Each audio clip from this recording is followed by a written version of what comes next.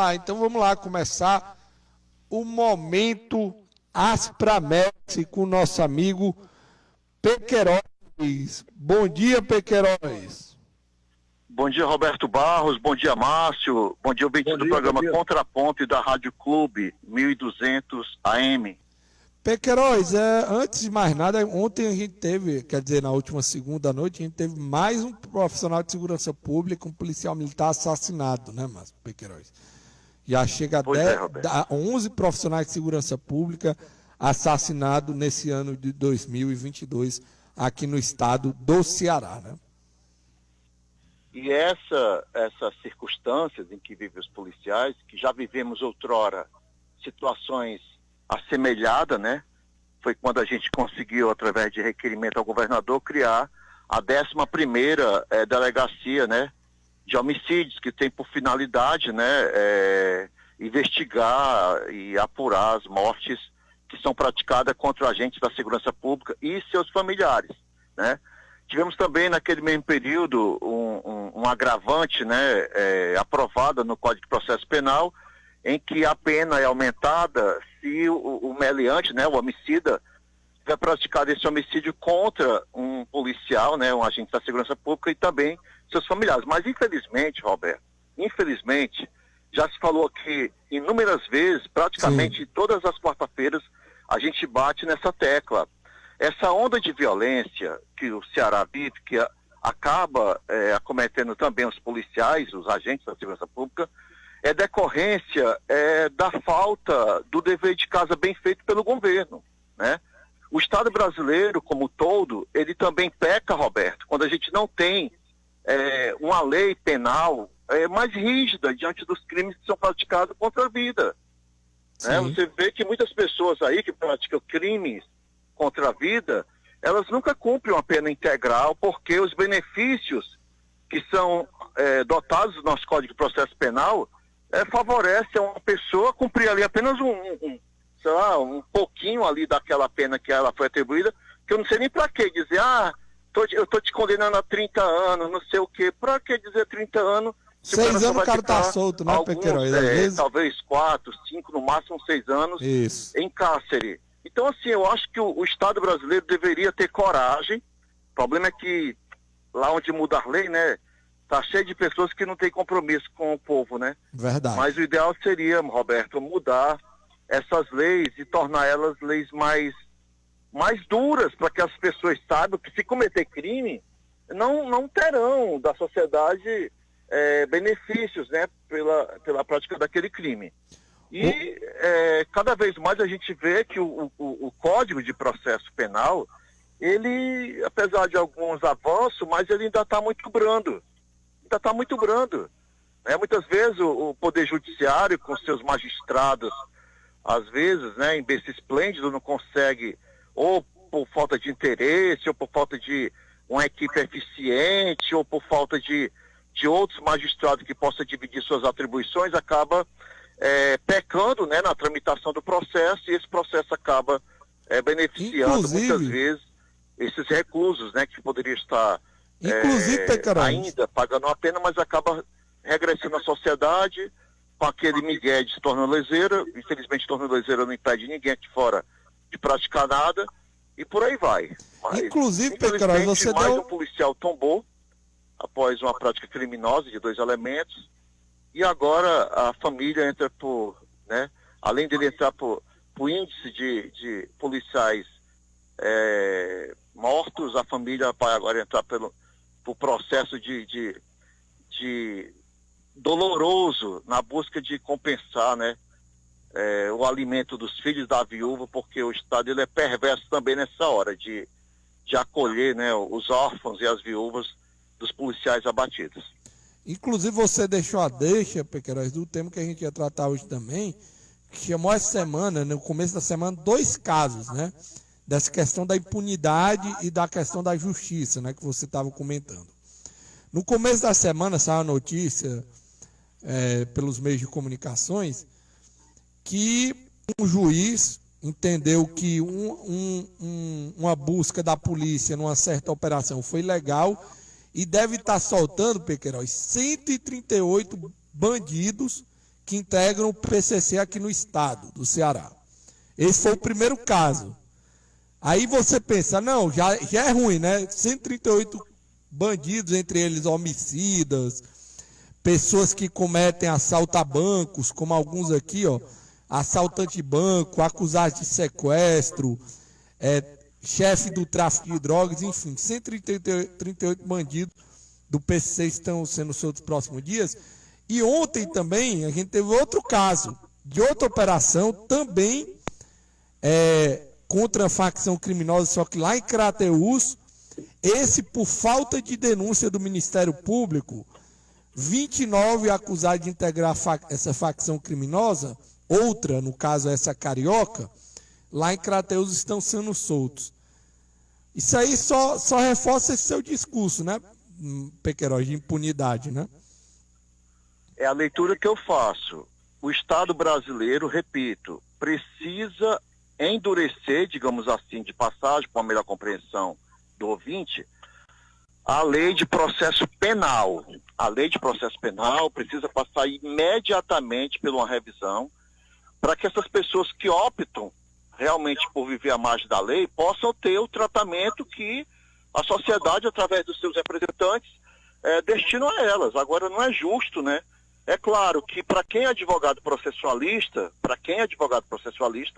enxerga isso como uma forma mais normal do mundo. Você peticionar em juízo a liberdade do seu cliente, né, esses advogados que atuam no crime, porque houve uma falha processual, né? Ou decorreu o prazo, ou a prova foi obtida por um agente que não tinha competência para fazer, porque é outra fala que eu já fiz aqui nesse programa, Roberto. Sim. Que o Brasil tem que acordar para essa história de muitas polícias, sem poder uma fazer a atividade da outra, né?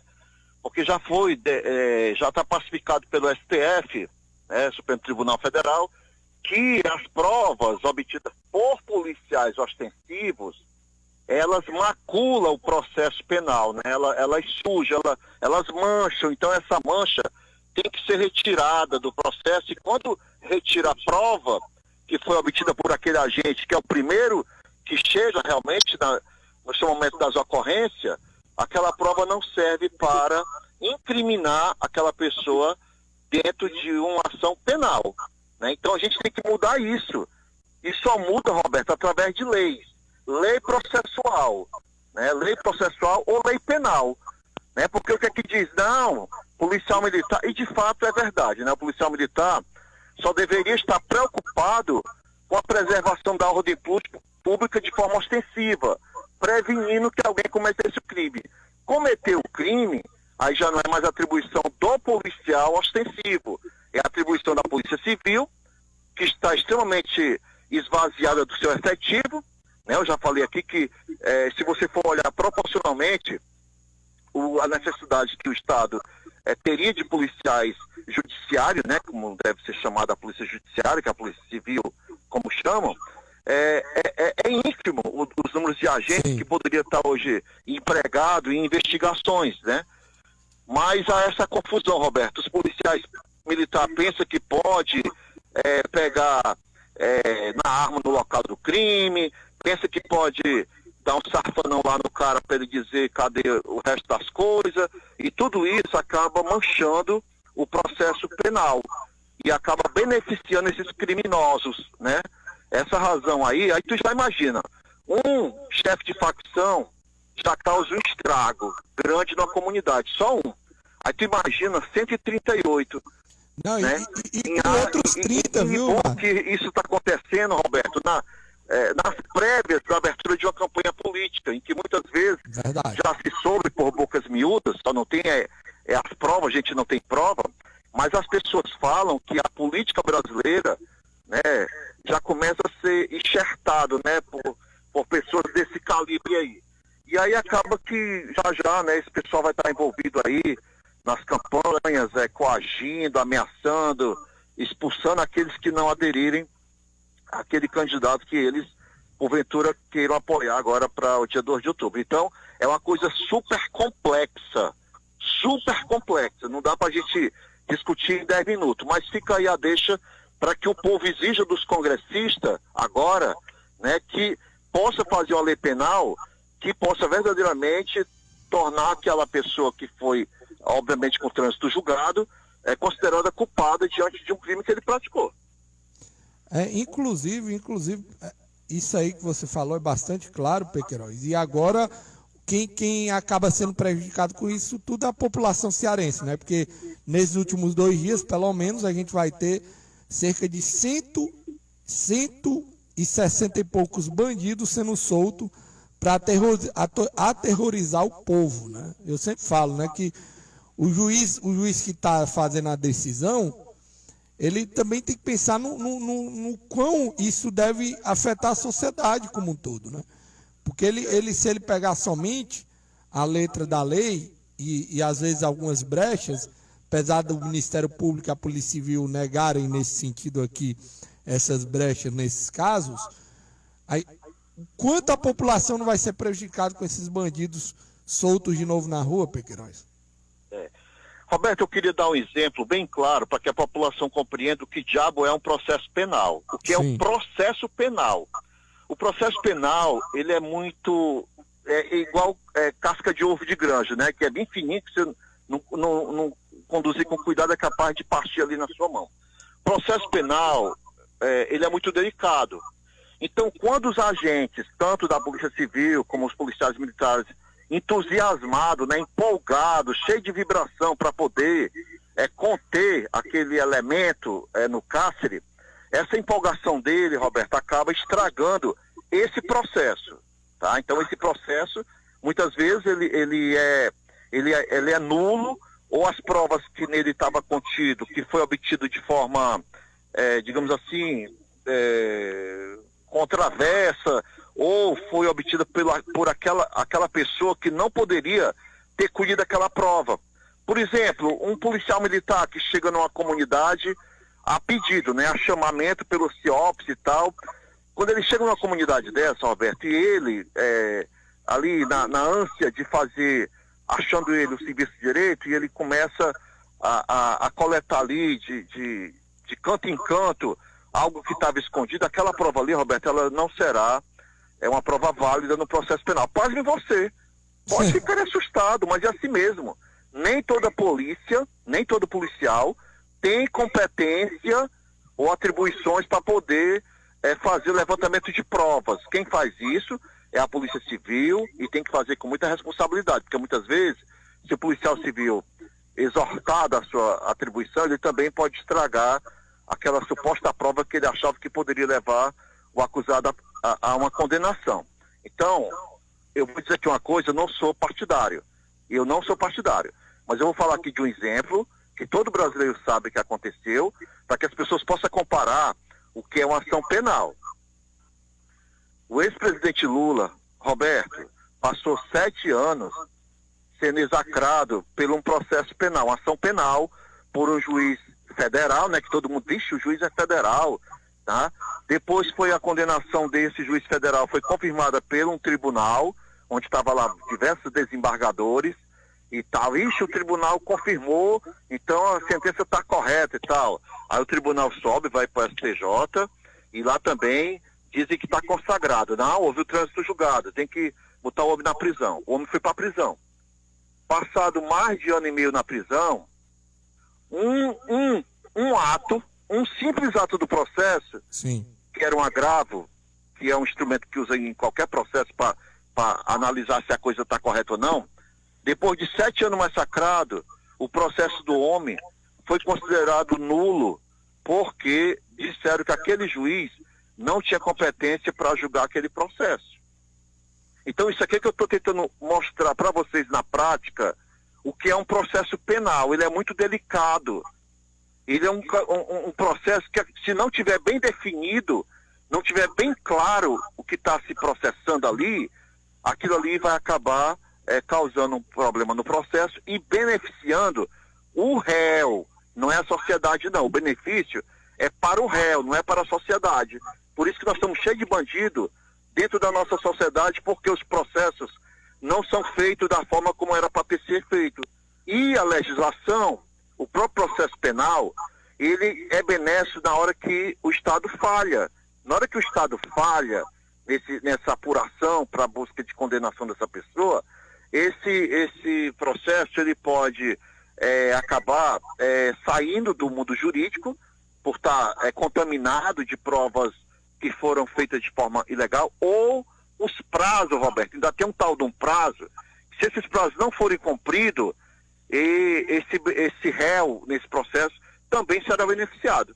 Então é isso que a gente tem que mudar na lei penal, respeitando a dignidade da pessoa humana, porque também não pode pegar as pessoas que são acusadas de ter praticado crime, jogar na pocilga e dar lavagem para eles todo dia da sobra do que a gente come. Não pode fazer isso.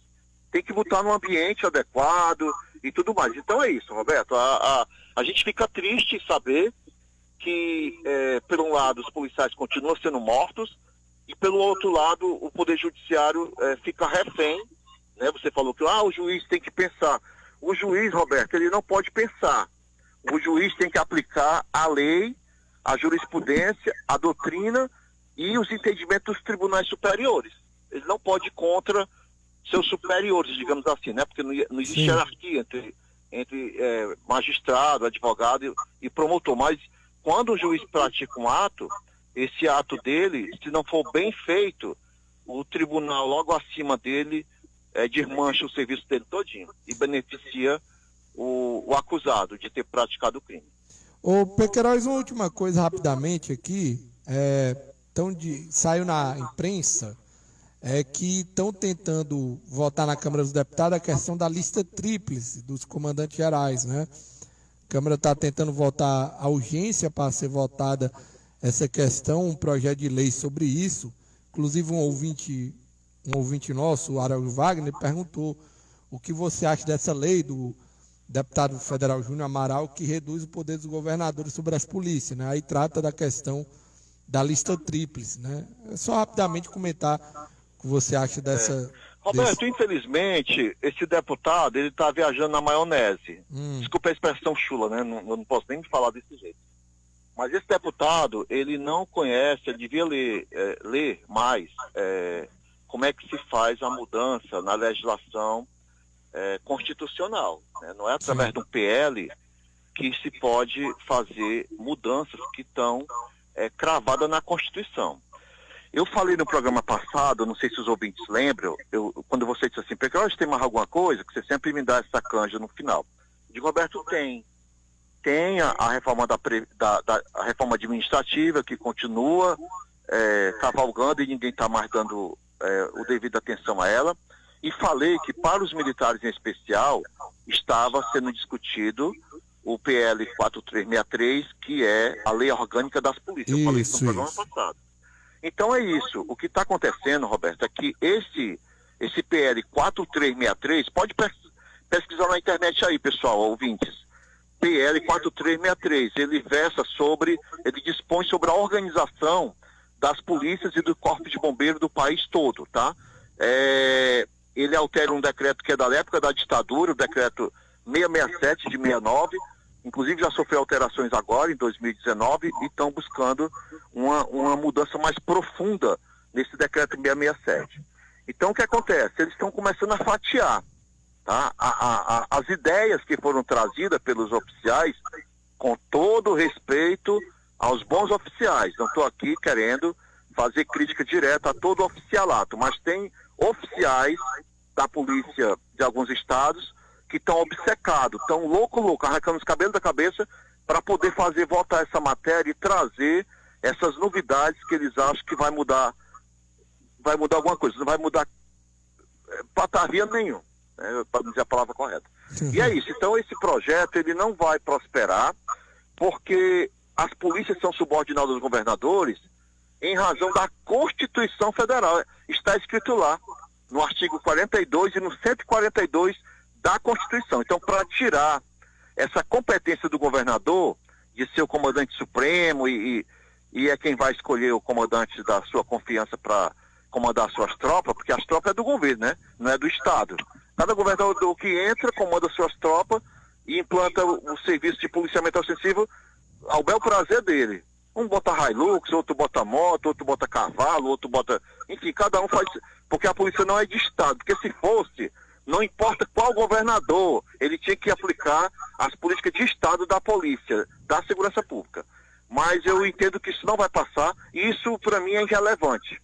Esse negócio de escolher comandante-geral, né, através de lista tríplice, diante do problema que o Brasil vive hoje em segurança pública, isso é irrelevante, isso é uma matéria que merece nosso total desprezo. A gente tem que procurar outras coisas mais importantes para dar às pessoas humanas, ao povo brasileiro, ao cearense, ao fortalezense e outros mais, qualidade na segurança pública. É isso que a gente precisa. Mudando um complexo de leis para poder a gente ver os bandidos presos, o cidadão de bem com seu celular, seu cordão no pescoço, sua pulseirinha e sua bolsinha, as mulheres passeando de bolsinha sem ninguém ter que arrancar do pescoço do cidadão ou tomar a bolsa da mocinha de bem, porque simplesmente resolveu sair de casa para ir no shopping e no caminho acaba sendo trucidado. É isso que a gente tem que mudar. Obrigado, viu, Pequeiroz, pela participação hoje. Por nada, Roberto. E pedir a Deus que abençoe a todos nós, que a gente precisa de muitas bênçãos, né? E que Deus nos permita um próximo momento